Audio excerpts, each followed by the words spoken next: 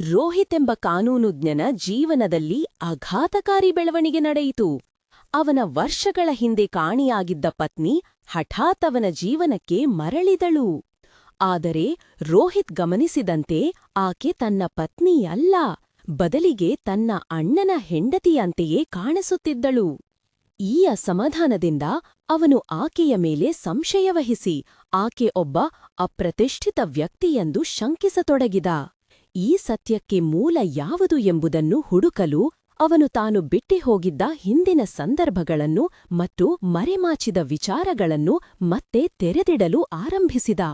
ಪರಿಚಿತರು, ಗೆಳೆಯರು ಮತ್ತು ಕುಟುಂಬದವರು ಎಲ್ಲರೂ ಗೊಂದಲ ಮತ್ತು ಹೋರಾಟದ ಮಧ್ಯ ಸಿಲುಕಿಕೊಂಡರು. ಕೊನೆಗೆ ರೋಹಿತ್ಗೆ ತಿಳಿಯತೊಡಗಿತು, ತನ್ನ ಪತ್ನಿ ಯಾರು, ಅವಳು ಏಕೆ ಬೇರೆಯವರಂತೆ ವರ್ತಿಸುತ್ತಿದ್ದಾಳೆ ಮತ್ತು ಈ ಕಥೆಯ ಹಿಂದೆ ನಿಜವಾದ ರಹಸ್ಯ ಏನು. ಈ ಮೊದಲನೆಯ ಭಾಗದಲ್ಲಿ ರೋಹಿತ್ ತನ್ನ ಏಕಾಂಗಿ ಬದುಕಿನೊಳಗೆ ತಾನೇ ಹೋರಾಡುತ್ತಾ ತನ್ನ ಅಸಹ್ಯವನ್ನು ಪ್ರತಿಬಿಂಬಿಸುತ್ತಾನೆ. ಮುಂದಿನ ಭಾಗಗಳಲ್ಲಿ ಗೂಢಚರಗಳ ರಕ್ಷಣೆ, ಅಕ್ರಮ ವ್ಯವಹಾರಗಳು ಮತ್ತು ಸಚ್ಚಿದಾನಂದ ಎಂಬ ಹೆಸರಿನ ನಾಟಕಗಳು ಆವಿಷ್ಕಾರಗೊಳ್ಳುತ್ತವೆ. ಕುತೂಹಲಕಾರಿ ಮುಂದಿನ ಭಾಗಕ್ಕೆ ಒಯ್ಯುವಂತೆ.